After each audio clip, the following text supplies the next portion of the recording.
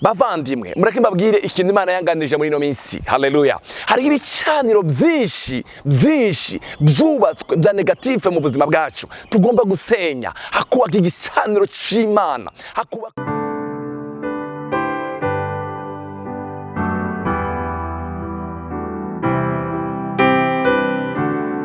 Shalom shalom, ndabaramukije mu izina rya Kristo Yesu umukiza wacu. Ndabashimiye cyane ngene muri mukurikirana ibiganiro byacu bya CANAAN TV. Umwami Yesu abahezagire cyane. Turabakunda cyane rwose. Reka dusenge. Data mu izina rya Kristo Yesu, izina ryawe rihabwa icubahiro. Turagushima ngene ugiye kubana natwe muri kino kiganiro cy'ijambo ryawe. Ijambo ryawe ni imbuto itabora. Ijambo ryawe mwami ni imbuto itabora, rigiye kubibwa mu mitima barako bararyumviriza mu izina rya Kristo Yesu. Ngwino uganiriza imitima yacu, turakeneye gukumva ukundi gushasha mu izina rya Yesu umukiza wacu, amen. Bavukanyi bacu bahori CANAAN TV, ndashaka kubaganiriza ijambo rigufi riri ku mutima wanje rivuga hejuru yo gusana ibicaniro. Gusana ibicaniro kandi tugasenya n'ibindi navyo. Hari ibindi biba byarubatswe, ibindi bicane bya negative biba byarubatswe imyaka imbere yacu cyangwe tuzi navyo tugomba kubisenya, ariko tukubaka igicaniro cy'Imana. Reka dusome ijambo ry'Imana ryanditse mu gitabo cy'Abarewi igice cya 6 umurongo wa 12. Igice cya 6 umurongo wa 12 haravuga ngo nuko umuriro ku gicaniro uze wame waka ntuzime. Haleluya. Umuherezi aze yame awucana awurunde kw'inkwi uko bukeye, aheze azigereke ko iby'ibimazi cyo koswa, acosereze ibinure by'ibimazi byishimwe. Umurongo wa 12 umuriro uze wame waka ku gicaniro udahengeshanya tuzuzime. Amen. Igicaniro ni iki? Igicaniro cyari iki?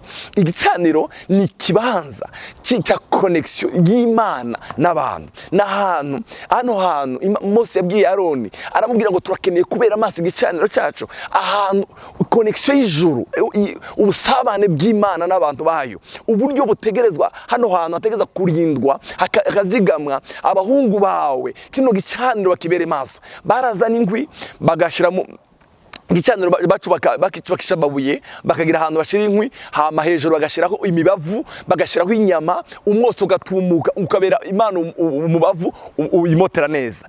Twebwe mu isezerano ryacu rishasha, mu isezerano rishasha, ndavuga igicaniro cyo mu isezerano rishasha, iki ni igicaniro bagira cyari igicaniro cyo busabane, kugira ngo n'ahantu ijwi ry'Imana rivugira, n'ahantu ho kubaka ubusabane bwacu n'Imana. Uyu Aroni rero n'abahungu biwe bari bafite itegeko, bari bafite itegeko yuko umuriro utagomba kuzima. Igice cya 10 cya kino gitabo cy'Abarewi, bano bahungu ba Aroni barasamaye, bamaze gusamara umuriro bazimana. Umaze kubazimana baja kuzana umuriro bakuye ahandi. Imana nababwira ngo nari narababujije gukura umuriro ahandi. Bavandimwe mureke mbabwire ikintu Imana yanganirije muri ino minsi. Haleluya. Hari ibicaniro byinshi byubatswe bya negative mu buzima bwacu tugomba gusenya, hakubaka igicaniro cy'Imana, hakubaka ubusabane bwacu n'Imana butazima. Haleluya. Izi nkwi bazana buri gitondo ni iki? Haleluya. Mu isezerano ryacu ntabwo tuje kuzana inkwi, ntabwo tuje gutema ibiti. Oya, ubuzima bwo gusenga, ubuzima bwo kuba mu ijambo ry'Imana, ubuzima bwo guhimbaza umwami wacu, tukabera amaso buno buzima. Amen. Tukamera amaso buno buzima, tugasenya, tugakuraho. Mureke ndaza kubabwira inyungu z'igicaniro, inyungu z'igicaniro, kubakigira umwami Yesu gicaniro. Hari ibicaniro byubatswe ku buzima bwacu bitari byo, hari ibicaniro byubatswe mu miryango yacu bitari byo, hari ibicaniro abantu bagendana bitari byo, hari ibyo abantu benshi batanazi, wanashaka batazi ko ariko byo biganjije wabo.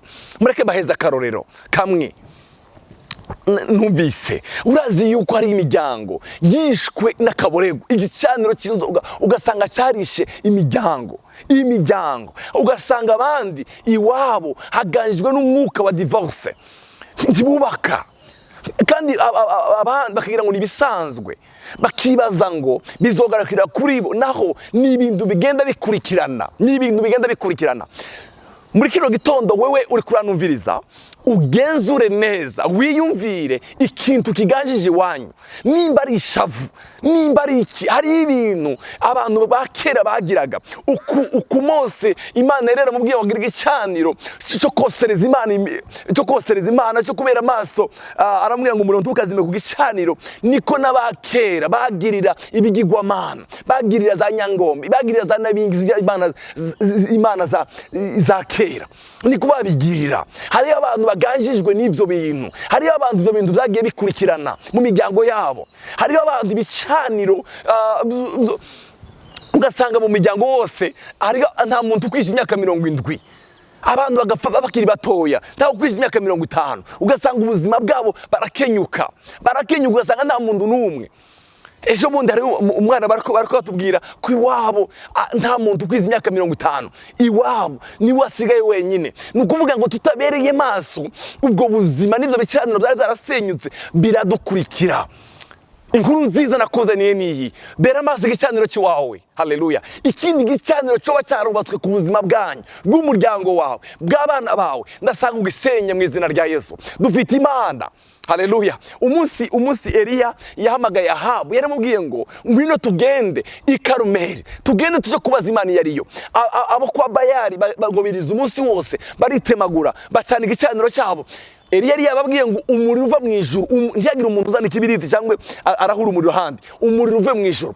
Eliya mu gucana igicaniro, mu kubaka igicaniro, yazanye amabuye 12 aserukira imiryango yose ya Israeli. Aravuga ngo Mana, ndasanye kandi ndagaruye umuryango wa Rubeni ku Mana, ndagaruye umuryango wa Naftali, ndagaruye umuryango wa Gad. Arasubira arawugarura, araheza arasenga, arabwira Imana ngo Mana, ndahamagaye umuriro uva mu ijuru uturire. Haleluya. Ndagusengera nawe, hamagara umuriro uturiye igicaniro cyose cyoba cyarubatswe iwanyu kitavuye ku Mana. Hari ibicaniro byinshi tugenderamwe bavandimwe, hari abantu benshi imiryango yabo yaragiye muri esheki ikomeye, ubuzima bwabo n'intonganyi, ntibavugana, ugasanga baravukana ntawuvugana n'uwundi. Hari ibicaniro biri aho ngaho tugomba gusenya. Haleluya. Tukubaka ibicaniro by'amahoro, tukubaka ibicaniro by'umunezero, tukubaka ibicaniro by'Imana. Umuriro ntuzuzime. Haleluya. Umuriro tuzuzime kubera amaso igicaniro cyacu. Reka ndabasomere mu gitabo cy'Itanguriro, ijambo nasomye hano. Haleluya. Igitabo cy'Itanguriro igice cya 35 umurongo wa mbere, 35 umurongo wa mbere. Imana ibarira Yakobo ati, va hasi uduga i Beteli, ugerereyo unyubakira igicaniro, jewe Imana nakubonekeye igihe wahunga Esau mwene nyoko. Maze Yakobo acabarira abiwe n'abakuru n'abari kumwe nawe bose ati, nimukureho ibigirwamana. Ikintu cya mbere kigaragaza umuntu ariko arubaka igicaniro, arakuraho ibigirwamana. Mukureho ibigirwamana biri muri mwebwe, mukureho icyaha mu mitima. Niba ukeneye kubaka igicaniro kizokomera iwanyu, reka kubakira igicaniro ku mutima wanduye cyangwa ku buzima bwanduye. Haleluya. Niba ukeneye ko igicaniro cyawe kizofatwa, kizogira imbaraga. Haleluya. Yakobo yaravuze mukureho, ntiyagira umuntu n'umwe. Ngiye kubakira Imana igicaniro i Beteli. Sinshaka yuko hariho umuntu muri mwebwe mbikora afite izindi mana. Nimukure ibigirwamana by'abanyamahanga biri muri mwebwe, mwihumanure, mwambare izindi mpuzu. Haleluya. Umurongo wa 3, tuve hasi tuduge tuje i Beteli, nanje nubakira Imana igicaniro imwe yanyumvira ku munsi w'ibyago byanje. Haleluya. Imana yacu zitwumvira wa munsi w'ibyago byacu, kandi yagendanye nanje mu nzira nagereremwo, mu nzira nagereremwo zose. Dusimbire ku murongo wa 10. Imana iramubarira ati, izina ryawe ryari Yakobo, ariko ndukitswe Yakobo ukundi wiswe Israeli. Nuko imwita Israeli. Amen. Mureke babwire, muzi ko Yakobo iriya kwa Nyirarumerabani yakiri Yakobo ari iwabo, ariko amaze kubakira Imana igicaniro i Beteli yahinduriwe izina. Haleluya. Imwe mu nyungu nasanze kubaka igicaniro cy'Imana, Imana iziduhindurira amazina, Imana iziduhindura ubuzima. Haleluya. Oh, haleluya. Imana inamubwira ngo Yakobo, kubwa kino kintu nyubakiye, kubwa kino gicaniro, ndaguhindura izina. Tugikitswe nde? Tugikitswe Yakobo, ahubwo wiswe nde? Wiswe Israeli. Kubera iki? Yarubakiye Imana igicaniro. Ku gicaniro tuzaduhindurirwa amazina, ku gicaniro tuzaduhindurirwa amateka, ku gicaniro. Haleluya. Hari ubundi buzima ku gicaniro, hari ubundi buzima ku gicaniro. ndakugendeye inama muvandimwe, muvukanye wanje uri kuranyumviriza, ubaka igicaniro ukibere maso, ubaka igicaniro mu rugo rwanyu, iwanyu, mu miryango yanyu. Satani yarinjiye mu miryango kino gihe akatwumvisa ngo ibyo ni bisanzwe, ukabona abana ngene bariko baritwara ukibaza ngo ni bisanzwe. Haguruka ubaka igicaniro.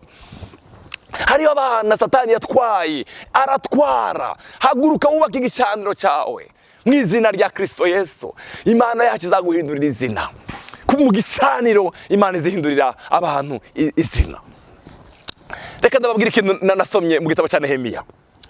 Nehemiya amaze kumva amakuru y'iwabo, ntabwo ari Nehemiya wumvishije wenyine amakuru y'iwabo Yerusalemu, hari n'abandi bari barashaka ari inyagano, ariko ngo yumvishe amakuru ararira, aragenda arasenga Imana ngo agiye guhereza umwami. Umwami aramubwira ngo Nehemiya we, byagenze gute mu maso yawe kudakeye? Aramubwira ngo mwami, ndumvishe amakuru mabi y'iwacu, ariko kubera igicaniro cya Nehemiya, siva kwa Yesu. Umwami aramubaza ngo none wifuza iki? Nigushaka. Aramubwira ngo ndifuza kuja iwacu gusubira gusana iwacu. Urifuza gusana iwanyu? Ego. Aramubwira ngo nyemerera ngende. Ngo umwami aramwemerera. Haleluya. Bitewe n'ikiganza cyiza cy'Imana cyari kuri we, bitewe n'ikiganza cyiza cy'Imana cyari kuri. Kubera iki? Yari yarubatse igicaniro. Igicaniro gituma ugira ikiganza cyiza cy'Imana. Ndakwifurije guhaguruka gusa usanasane, wubake iwanyu, ugira umutwaro w'iwanyu. Hari ijambo nshaka kurangirizaho ryanditse mu gitabo cya Amosi. Igitabo cya Amosi igice cy'Icyenda umurongo wa 11 haravuga ngo kuri uwo munsi nzovyura urusago rwa Dawidi rwari rwatemze. Haleluya. Urashobora kubona ibyanyu byaratemze, urashobora kubona ubuzima bwanyu bwaratemze mu muryango wanyu, ariko haguruka wubaka igicaniro. Haleluya. Nzovyura, umwami Yesu avyure, nzibira ibihengeri byarwo, nongere ndasanasane ahashize harwo, ndarwubake rumere nkuko rwahoze kera. Amen. Imana isubire kubake gushasha, Imana isubire kandi kubake gushasha. Haguruka wubaka igicaniro. Hari icyari ibizizigiro. Haleluya. Haracari ibyizigiro. Bohora. Hari ijambo nkunda mu gitabo cy'Abakolosayi. Paulo yabwiye Abakolosayi, arababwira ngo Epafra w'iwanyu, umugurano wa Kristo Yesu, yama bagwanira mu gusenga kwiwe. Haguruka nawe ugwanira biwanyu. Igicaniro cya none tucubakisha iki? Tucubakisha amasengesho, tucubakisha ijambo ry'Imana, tucubakisha indirimbo. Haguruka ugwanira biwanyu. Haguruka ubwira Imana ngo Mana, ibi sinabyo nshaka, nifuza bino, keneye bino. Haleluya. Harimo inyungu zikomeye. Inyungu ya mbere twasanze mu gicaniro, turahindurirwa izina. Turahindurirwa izina. Yakobo yahinduriwe izina kubera iki? Igicaniro yari yacanye.